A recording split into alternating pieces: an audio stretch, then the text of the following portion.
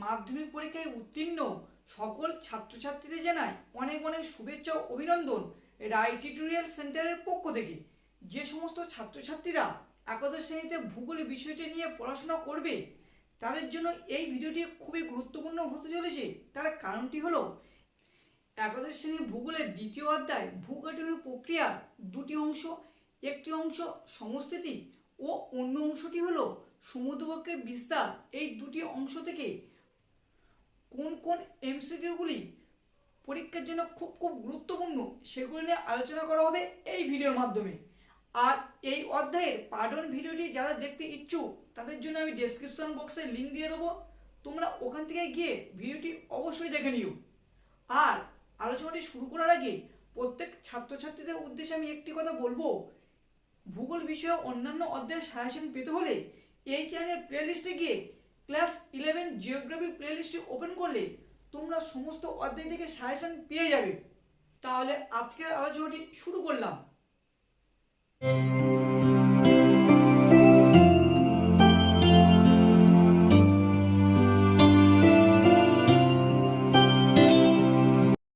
প্রথম অংশটি হলো সমস্থিতি আইসোস্ট্যাসি, গুরুত্বপূর্ণ এমসিকিউ পার্ট 2 ভিডিও। 1 নম্বর প্রশ্নটি হলো কোন শব্দ থেকে আইসোস্ট্যাসি শব্দের উৎপত্তি হয়েছে এবং এর অর্থ কী? উত্তরটি হলো জার্মান শব্দ আইসোট্যাসিয়াস থেকে আইসোস্ট্যাসি শব্দের উৎপত্তি হয়েছে, যার অর্থ ইকুইপস বা ভারসাম্য। 2 নম্বর প্রশ্নটি হলো কত খ্রিস্টাব্দে কে প্রথম আইসোস্ট্যাসি শব্দটি ব্যবহার করেন? উত্তরটি হলো 1859 খ্রিস্টাব্দে ভূতত্ত্ববিদ সিই ডাটন প্রথম আইসোস্ট্যাসি শব্দটি ব্যবহার করেন। 3 নম্বর প্রশ্নটি হলো কত খ্রিস্টাব্দে স্যার জর্জ বি এইরি তাঁর সমস্থিতি তত্ত্বটি উপস্থাপন করেন? উত্তরটি হলো 1855 খ্রিস্টাব্দে। 4 নম্বর প্রশ্নটি হলো এইরির তত্ত্বটি কোন তত্ত্বের উপর প্রতিষ্ঠিত? উত্তরটি হলো এইরির তত্ত্বটি ভাসমানতা তত্ত্বের উপর প্রতিষ্ঠিত। 5 নম্বর প্রশ্নটি হলো কত খ্রিস্টাব্দে গণিতবিদ জে.এইচ. প্রাট তাঁর সমস্থিতি তত্ত্বটি উপস্থাপন করেন? উত্তরটি হলো 1859 খ্রিস্টাব্দে গণিতবিদ জে.এইচ. প্রাট তাঁর সমস্থিতি তত্ত্বটি উপস্থাপন করেন। 6 নম্বর প্রশ্নটি হলো প্র্যাটের তত্ত্বটি কোন তত্ত্বের উপর প্রতিষ্ঠিত? উত্তরটি হলো প্র্যাটের তত্ত্বটি প্রতিপূরণ নিয়ম তত্ত্বের উপর প্রতিষ্ঠিত। 7 নম্বর প্রশ্নটি হলো কে প্রতিবিধান তলের ধারণা দেন? উত্তরটি হলো গণিতবিদ জে.এইচ. প্রাট প্রতিবিধান তলের ধারণা দেন। 8 নম্বর প্রশ্নটি হলো কোন ভূবিজ্ঞানী সমস্থিতি ভূপৃষ্ঠের ভূমিরূপগুলির 9/10 ভাগ ভূ অভ্যন্তরে প্রথিত বলেছেন? উত্তরটি হলো জর্জ এইরি।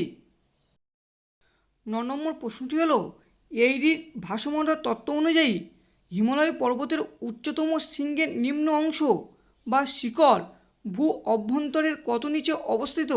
উত্তরটি হলো এইরির ভাসমানতা তত্ত্ব অনুযায়ী হিমালয় পর্বতের উচ্চতম শৃঙ্গের নিম্ন অংশ বা শিখর ভূ অভ্যন্তরের প্রায় 80 কিমি নিচে অবস্থিত। 10 নম্বর প্রশ্নটি হলো সমস্থিতি তত্ত্বে ভূত্বকীয় খণ্ডগুলির ঘনত্বের তারতম্যকে কোন বিজ্ঞানী গুরুত্ব দিয়েছেন? উত্তরটি হলো জে.এইচ. প্রাট। এখন আমরা দ্বিতীয় অংশটি অর্থাৎ সমুদ্রবক্ষের বিস্তার অংশ থেকে কোন কোন এমসিকিউ খুব গুরুত্বপূর্ণ সেগুলো নিয়ে আলোচনা করব। 1 নম্বর প্রশ্নটি হলো কে সমুদ্রবক্ষ বিস্তারের মতবাদটি প্রবর্তন করেন? উত্তরটি হলো ভূবিজ্ঞানী হ্যারি হেস সমুদ্রবক্ষ বিস্তারের মতবাদটি প্রবর্তন করেন। 2 নম্বর প্রশ্নটি হলো হিস্ট্রি অফ ওশেন বেসিন বইটির লেখকের নাম কি? উত্তরটি হলো হ্যারি হেস।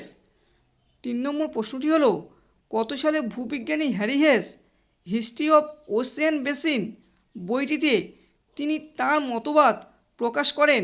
উত্তরটি হলো 1962 সালে। আমি এখানে প্রশ্নের উত্তরগুলি সরাসরি দিয়ে দিয়েছি, কিন্তু পরীক্ষার সময় তোমাদের 4টি অপশান দিয়ে প্রশ্নের উত্তরগুলি আসবে, তার মধ্যে সঠিক অপশানের উত্তরটি তোমাদের বেছে নিয়ে লিখতে হবে।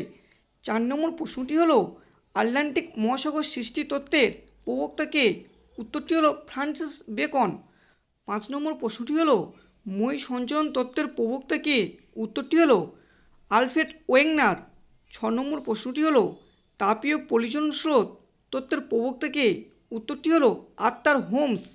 7 নম্বর প্রশ্নটি হলো সামুদ্রিক খাতে ঋণাত্মক অভিকর্ষ বিচ্যুতি তত্ত্বের প্রবক্তা কে? উত্তরটি হলো ভেনিং মিনেজ। এইসব প্রশ্ন এবং উত্তরগুলি খুব সুন্দরভাবে খাতায় এখন থেকে লিখে নাও এবং প্রতিনিয়ত মুখস্থ করে প্র্যাকটিস করতে থাকো। তোমাদের পরীক্ষায় অবশ্যই সাফল্য আসবে।